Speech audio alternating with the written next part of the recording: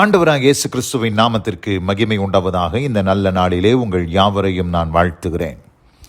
இந்த நாளின் தியானத்திற்கு என்று தெரிந்து கொள்ளப்பட்ட வேத பகுதி 2 கொரிந்தியர் 4ஆம் அதிகாரம் 1ஆம் வசனம். 2 Corinthians chapter 4 verse 1. இப்படிப்பட்ட ஊழியத்தை உடையவர்களாகிய நாங்கள் இரக்கம் பெற்றிருப்பதால் சோர்ந்து போகிறது இல்லை. ஆமென்.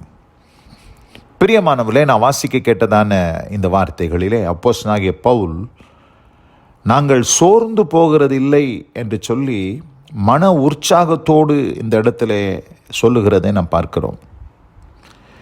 அங்கே சொல்லும் பொழுது சொல்லுகிறார், இப்படிப்பட்ட ஊழியத்தை உடையவர்களாகிய நாங்கள் என்று சொல்லுகிறார். அப்படி என்று சொன்னால் எப்படிப்பட்ட ஊழியம் என்கிற ஒரு கேள்வி எழும்பும். அந்த கேள்விக்கு நாம் வாசிக்கும் போது 3ஆம் அதிகாரம் 2 கொரிந்தியர் 3ஆம் அதிகாரம் 6ஆம் வசனத்தில், இதற்கு முந்தின அதிகாரம் அங்கே 6ஆம் வசனத்தில் என்ன சொல்லப்பட்டிருக்கிறது? புது உடன்படிக்கையின் ஊழியக்காரராய் இருக்கும்படி அவரே எங்களை தகுதி உள்ளவர்களாக்கினார். அந்த உடன்படிக்கை எழுத்திற்குரியதாயிராமல் ஆவிக்குரியதாய் இருக்கிறது. எழுத்து கொள்ளுகிறது, ஆவியோ உயிர்ப்பிக்கிறது. அப்போது இப்படிப்பட்ட ஊழியத்தை உடையவர்களாகிய நாங்கள் இரக்கம் பெற்றிருப்பதால் சோர்ந்து போவதில்லை என்று இங்கே 4ஆம் அதிகாரத்தில் சொல்கிறார். என்றால் எப்படிப்பட்ட ஊழியம் என்றால் புது உடன்படிக்கையின் ஊழியக்காரர் என்று இங்கே 3ஆம் அதிகாரம் 6ஆம் வசனத்தில் வாசிக்கிறோம். நியூ கவனன்ட் சர்வெண்ட், ஒரு புது உடன்படிக்கையின் ஊழியக்காரன்.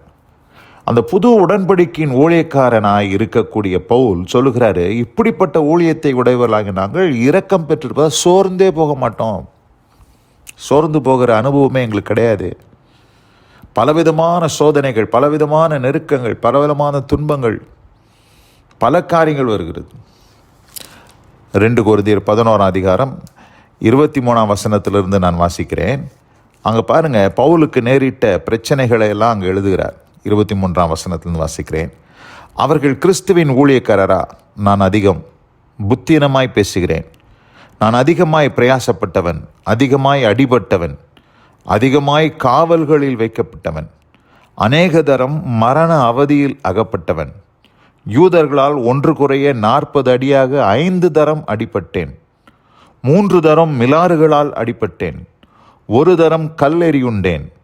3 தரம் கப்பற் சேதத்தில் இருந்தேன். கடலிலே ஒரு ராப்பகல் முழுவதும் பொக்கினேன். அநேக தரம் பிரயாணம் பண்ணினேன். ஆறுகளால் வந்த மோசங்களிலும், கள்ளர்களால் வந்த மோசங்களிலும், என் சுய ஜனங்களால் வந்த மோசங்களிலும், அந்நிய ஜனங்களால் வந்த மோசங்களிலும், பட்டணங்களில் உண்டான மோசங்களிலும், வனாந்தரத்தில் உண்டான மோசங்களிலும், சமுத்திரத்தில் உண்டான மோசங்களிலும், கள்ள சகோதரரிடத்தில் உண்டான மோசங்களிலும், பிரயாசத்திலும் வருத்தத்திலும், அநேக முறை கண் விழிப்புகளிலும், பசியிலும் தாகத்திலும், அநேக முறை உபவாசங்களிலும், குளிரிலும், நிர்வாணத்திலும் இருந்தேன் என்று இந்த இடத்துல ஒரு பெரிய பட்டியலை சொல்றார். பலவிதமான பாடுகள், பலவிதமான நாச மோசங்கள், பசி, பட்டினி, நிர்வாணம், அடிகள், துன்புறுத்தல், பலவிதமான பழிச்சொற்கள், பல காரியங்கள், கல்லால் எரியுண்ட அனுபவங்கள், மிலாற்றினால் அடிபட்ட அனுபவங்கள், பல காரியங்களை அங்கே பவுல் பாருங்க, பல காரியங்களை அவர் தன் வாழ்க்கையில் அனுபவித்தார். ஆனால் இவ்வளோ காரியங்களின் ஊடாக அவர் கடந்து சென்றாலும் இந்த போட்ட லிஸ்டில் 1 2 நமக்கு நடந்துருந்துச்சுன்னா உடனே சோர்ந்து போயிடும். ஆனால் பவுலுக்கு இவ்வளோ பெரிய காரியங்கள், இவ்வளோ காரியங்கள், பெரிய லிஸ்ட்டு சொல்கிறார். காவலில் வைக்கப்பட்டார், மரண அவதியில் இருந்தார், யூதர்களால் ஒன்று குறைய 40 அடியாக 5 தரம் அடிபட்டார், 3 தரம் மிலாறுகளால் அடிபட்டார், 1 தரம் கல்லெறி உண்டார், 3 தரம் கப்பல் சேதத்தில் இருந்தால், இப்படி அநேக காரியங்கள், பெரிய பட்டியல் போயிட்டே இருக்குது. அநேக காரியங்களை இங்கே பவுல் சொல்லுகிறார். ஆனால் அதில் ஒன்றிலும் அவர் மனம் தளர்ந்து போகவில்லை, சோர்ந்து போகவில்லை. ஏனென்று சொன்னால் புதிய உடன்படிக்கையின் ஊழியன், இப்படிப்பட்ட ஊழியத்தை உடையவர்களாகிய நாங்கள் சோர்ந்து போவதில்லை. அப்போது பழைய ஏற்பாட்டின் ஊழியம், பழைய உடன்படிக்கையின் ஊழியம் என்று ஒன்று உண்டு. அந்த ஊழியத்தில் இருக்கிறவர்கள் எப்படிப்பட்டவர்களாக இருந்தார்கள் என்பதை உங்களுக்கு காண்பிக்க விரும்புகிறேன். என்னோடு கூட சேர்ந்து திருப்பிக் கொள்ளுங்கள். 1 ராஜாக்களின் புஸ்தகம் 19ஆம் அதிகாரம் 3ஆம் வசனம் 4ஆம் வசனத்தை வாசிக்கிறேன். அவனுக்கு அது தெரிந்தபோது எழுந்து தன் பிராணனை காக்க யூதாவை சேர்ந்த பெயர்செபாவுக்கு புறப்பட்டு போய் தன் வேலைக்காரனை அங்கு நிறுத்திவிட்டான். அவன் வனாந்திரத்திலே ஒரு நாள் பிரயாணம் போய் ஒரு சூரை செடியின் கீழ் உட்கார்ந்து தான் சாக வேண்டும் என்று கோரி, போதும் கர்த்தாவே, என் ஆத்துமாவை எடுத்துக்கொள்ளும், நான் என் பிதாக்களை பார்க்கிலும் நல்லவன் அல்ல என்று சொல்லி ஒரு சூரை செடியின் கீழ் படுத்து கொண்டு நித்திரை பண்ணினான். யார் இது? எலியா என்கிற ஒரு வல்லமையான தீர்க்கதரிசி. மரணத்தை காணாமல் அவர் பார்த்தீங்கன்னா உயிரோட பரலோகத்துக்கு எழுந்தருளி போனார். அப்படிப்பட்ட ஒரு தீர்க்கதரிசி. ஆனால் எசபேல் என்கிற ஒரு பெண்ணுடைய வார்த்தை நிமித்தம் சோர்ந்து போய் ஓடி போய் அங்கே வனாந்தரத்தில் போய் படுத்துக்கிட்டார். 2ஆம் வசனம் சொல்லுது, அப்பொழுது எசபேல் எலியாவினிடத்தில் ஆள் அனுப்பி, அவர்களில் ஒவ்வொருவருடைய பிராணனுக்கும் செய்யப்பட்டது போல் நான் நாளை இந்நேரத்தில் உன் பிராணனுக்கு செய்யாதே போனால் தேவர்கள் அதற்கு சரியாகவும் அதற்கு அதிகமாகவும் எனக்கு செய்ய கடவர்கள் என்று சொல்ல சொன்னாள். அவனுக்கு அது தெரிந்தபோது எழுந்து தன் பிராணனை காக்க யூதாவை சேர்ந்த பெயர்செபாவுக்கு புறப்பட்டு போய் தன் வேலைக்காரன் அங்கே நிறுத்திவிட்டு வனாந்திரத்தில் ஒரு நாள் பிரயாணம் போய் ஒரு சூறை செடி கீழே படுத்துக்கொள்கிறார். சோர்ந்து போயிட்டார். மன அழுத்தத்துக்குள்ளே கடந்து போனார். அவர் பாருங்க, தான் சாக வேண்டும் என்று விரும்பினார். ஊழியம் போதும்னு சொன்னார்.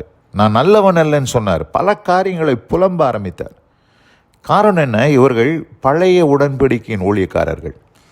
வல்லமையான தீர்க்கதரிசி, பராக்கிரமான காரியங்களை செய்தவர், வானத்திலிருந்து அக்கினி இறக்கினவர், வானத்தின் மழையை அடைத்தவர், மறுபடியும் வானத்தை திறந்தவர், பல காரியங்களை செய்த தீர்க்கதரிசி. ஆனால் ஒரு பெண்ணுடைய வார்த்தை நிமித்தம் அவர் சோர்ந்து போய் படுத்து கொண்டார் என்று பார்க்கிறோம். பிரியமானவர்களே, அவரை கம்பேர் பண்ணும்போது இங்கே அப்போஸ்தலனாகிய பவுல் எப்படிப்பட்டவர் என்பதை நாம் புரிந்து கொள்ள வேண்டும். காரணம் என்னவென்று சொன்னால், இப்படிப்பட்ட ஊழியத்தை உடையவர்களாகிய நாங்கள் சொல்றாரு. அதான் எப்படிப்பட்ட ஊழியம்? புதிய உடன்படிக்கையின் ஊழியம். பிரியமானவர்களே, இன்றைக்கு நீங்களும் நானும் அந்த புதிய உடன்படிக்கையின் கீழ் வந்திருக்கிறபடினால் நாம் பழைய ஏற்பாட்டு பக்தர்களைப் போல, தீர்க்கதரிசிகளைப் போல சின்ன சின்ன காரியத்துக்கெல்லாம் நம்ம சோர்ந்து போகவே கூடாது. பாருங்கள், பவுலுக்கு எவ்வளோ பாடுகள், எவ்வளோ பிரச்சனைகள், எவ்வளோ உபாதைகள், பல காரியங்கள் வந்தது. ஆனால் பவுல் எதிலுமே சோர்ந்து போகலை, உற்சாகமுடையவராக இருந்தார். அதுபோல் இந்த அருமையான இந்த நல்ல நாளில் கூட புது உடன்படிக்கையின் காலத்திலே வாழ்ந்து கொண்டிருக்கிற அன்பான சகோதரியே, உங்கள் வாழ்க்கையிலே வரக்கூடிய சில நிந்தைகள், அவமானங்கள், போராட்டங்கள், பிரச்சனைகளிலே சோர்ந்து போய்விடாதபடி புது உடன்படிக்கையின் ஊழியக்காரராய், புது உடன்படிக்கையின் நாட்களிலே வாழ்கிறவர்களாய் நீங்கள் வாழும்படியாய் உங்களை இந்த காலை வேளையில உற்சாகப்படுத்துகிறேன். இந்த வார்த்தைகளை கேட்ட ஒவ்வொருவரையும் கர்த்தர் தாமே ஆசீர்வதித்து காப்பாராக. God bless you all. ஆமென், ஆமென். நாம் ஜெபிப்போம். எங்கள் அதிகமாய் நேசிக்கிற எங்கள் அன்பின் பரலோக பிதாவே, இப்படிப்பட்ட ஊழியத்தை உடையவர்களாகிய நாங்கள் இரக்கம் பெற்றிருப்பதால் சோர்ந்து போகிறதில்லை என்று அப்போஸ்தலன் சொன்னது போல, நாங்களும் இந்த புதிய உடன்படிக்கை நாட்களிலே வாழ்ந்து கொண்டிருக்கிறபடியால் நாங்களும் எங்களுக்கு வரக்கூடிய பிரச்சனைகளிலே சோர்ந்து போகாதபடி கர்த்தர் காத்துக்கொள்ளும். இந்த வசனத்தை கேட்ட பிள்ளைகள் ஒவ்வொருவருக்கும் உற்சாக ஆவியை தாரும்.